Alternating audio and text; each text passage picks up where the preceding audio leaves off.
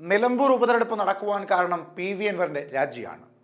മുഖ്യമന്ത്രി പിണറായി വിജയനെയും CPM-നെയും ഒക്കെ എതിർത്ത് അദ്ദേഹം LDF-ൽ നിന്ന് ഇറങ്ങിപ്പോരുന്നു. UDF പൂമാലയിട്ട് സ്വീകരിക്കുമെന്ന് കരുതിയിരുന്ന പി.വി. അൻവറിന് കണക്കുകൂട്ടൽ അപ്പാടെ തെറ്റുന്നു.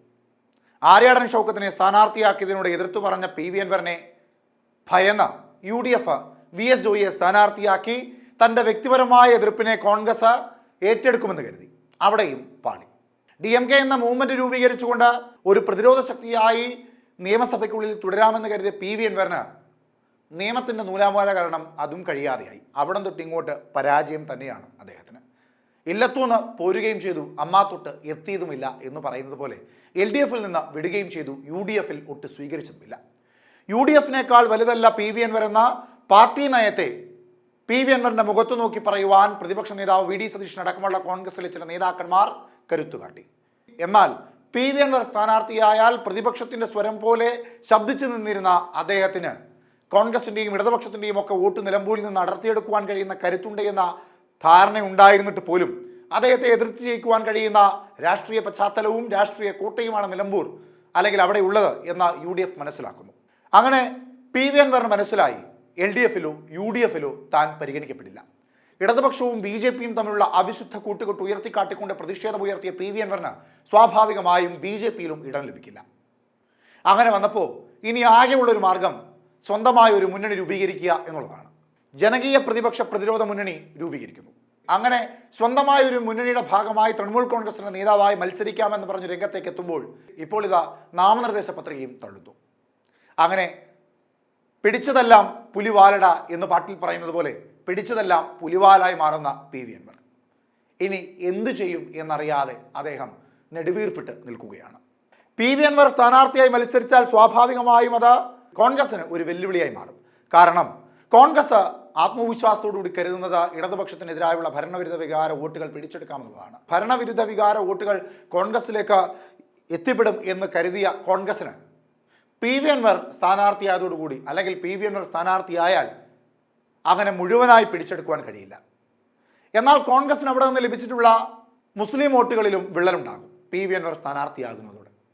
മറുതലക്കിലേക്ക് വരുമ്പോൾ മോഹൻ ജോർജ് സ്ഥാനാർത്ഥിയാകുമ്പോൾ മലയോര പ്രദേശങ്ങളിലെ ക്രൈസ്തവ വോട്ടുകളും പിടിച്ചെടുക്കുവാൻ കഴിയുന്ന കരുത്ത് BJP-യുടെ സ്ഥാനാർത്ഥി മോഹൻ ജോർജ് ഉണ്ടാകുമ്പോൾ സാമുദായിക വോട്ടുകൾ ഭിന്നിച്ചു പോവുകയും ഭരണവിരുദ്ധ വികാര വോട്ട് പി.വി. അൻവറും അടർത്തിയെടുക്കുകയും ചെയ്യുന്ന സാഹചര്യമാണ് നിലമ്പൂരിലുള്ളത്.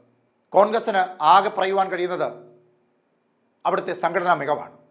നിലമ്പൂരിൽ കോൺഗ്രസ് അതീവ ശക്തിയായി മുൻപോട്ട് പോകുന്ന ഇടം തന്നെയാണ്.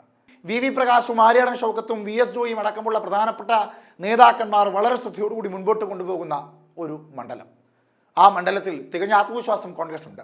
പക്ഷേ കണക്ക് കൂട്ടലുകളുടെ ഭാഗമായി എടുത്തു വച്ചിരിക്കുന്ന ഏറ്റവും പ്രധാനപ്പെട്ട വോട്ടുകളായ മുസ്ലിം ക്രൈസ്തവ ഭരണവിരുദ്ധ വികാര വോട്ടുകൾ വിഭജിച്ച് പോവുക തന്നെയാണ് ഇപ്പോഴുള്ള രാഷ്ട്രീയ സാഹചര്യത്തിൽ അവിടെ ഉണ്ടാകുവാൻ പോകുന്നത്. അങ്ങനെ വരുമ്പോൾ തന്ത്രപരമായി എല്ലാ ഉപതെരഞ്ഞെടുപ്പുകളെയും കണ്ടിട്ടുള്ള കോൺഗ്രസിനെ സംബന്ധിച്ച് 2025-ലെയും 2026-ലെയും നിയമസഭാ ത്രിതല പഞ്ചായത്ത് തെരഞ്ഞെടുപ്പുകളെ മുന്നിൽ കണ്ടുകൊണ്ട് ഈ തെരഞ്ഞെടുപ്പിനെ അഭിമുഖീകരിക്കുവാൻ പോകുന്ന കോൺഗ്രസിനെ സംബന്ധിച്ച് ഇതുവരെയും കോൺഗ്രസിൻ്റെ സിറ്റിംഗ് സീറ്റുകളിൽ മാത്രം വിജയിച്ചിട്ടുള്ള കോൺഗ്രസിന് നിലമ്പൂരിലെ ഈ ഇടതുപക്ഷ കോട്ട പൊളിച്ചെടുത്ത പഴയ കോൺഗ്രസ് കോട്ടയാക്കി മാറ്റണമെന്ന ഉറച്ച തീരുമാനത്തിൻ്റെ പുറത്ത് മുന്നിട്ടിറങ്ങുമ്പോൾ കഴിഞ്ഞ കാലങ്ങളിലെ പോലെയുള്ള പടലപ്പിണക്കങ്ങൾ കോൺഗ്രസ് ഇത്തവണത്തെ തെരഞ്ഞെടുപ്പിൽ ഉണ്ടാകില്ല എന്നൊരു ആത്മവിശ്വാസം മാത്രമാണ് കോൺഗ്രസിനുള്ളത്. കൂടാതെ VD സതീശൻ എന്ന കരുത്തനായ നേതാവിൻ്റെ നേതൃനിരയിൽ ഈ തെരഞ്ഞെടുപ്പിനെ അഭിമുഖീകരിക്കുന്നു എന്നൊരു ആത്മവിശ്വാസവും പ്രവർത്തകരെ സംബന്ധിച്ചുണ്ട്. മറുതലക്കൽ കോൺഗ്രസിലെ UDF-ലെ ഷാഫി പറമ്പിലിനെ പോലെ തലയെടുപ്പുള്ള ഒരു നേതാവ് M സ്വരാജ്, എഴുത്തുകാരനും പ്രാസംഗികനും വലിയ രീതിയിൽ ജനങ്ങൾക്കിടയിലേക്ക് സ്വാധീനം ചെലുത്തുവാൻ കഴിയുന്ന ഒരു വ്യക്തിത്വത്തിൻ്റെ ഉടമയുമാണ് M സ്വരാജ്. എന്നാൽ നിലമ്പൂരുകാരനായിട്ട് പോലും നിലമ്പൂരിൽ കൃത്യമായി വേരുറപ്പിച്ച് നിൽക്കുവാൻ കഴിയുന്ന ആൾബലവും അംഗബലവും അദ്ദേഹത്തിന് ഇല്ല എന്നാണ് കോൺഗ്രസിൻ്റെ വാദം. എന്നാൽ ആര്യാടൻ മുഹമ്മദിൻ്റെ മകൻ ആര്യാടൻ ഷൗക്കത്തിന് ഷൊർണൂരിൽ നിന്ന് നിലമ്പൂരിലേക്ക് ട്രെയിൻ ഇറങ്ങി വന്ന് കൈകാട്ടേണ്ട ആവശ്യമില്ല.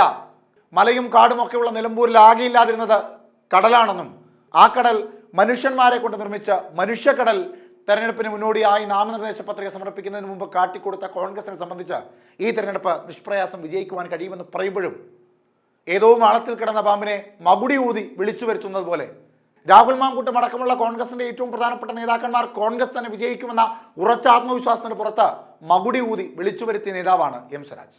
ഇപ്പോൾ തെല്ലുഭയമില്ല എന്ന് പറയാതിരിക്കാൻ കഴിയില്ല. എം സ്വരാജ് ഒരു മുഖം തന്നെയാണ്.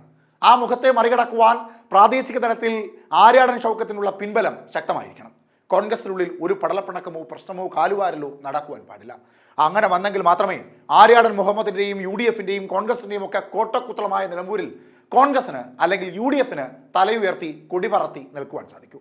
കാത്തിരിക്കാം നിലമ്പൂരിലെ ജനത ആർക്കനുകൂലമായി വോട്ട് ചെയ്യുമെന്ന് അറിയാൻ.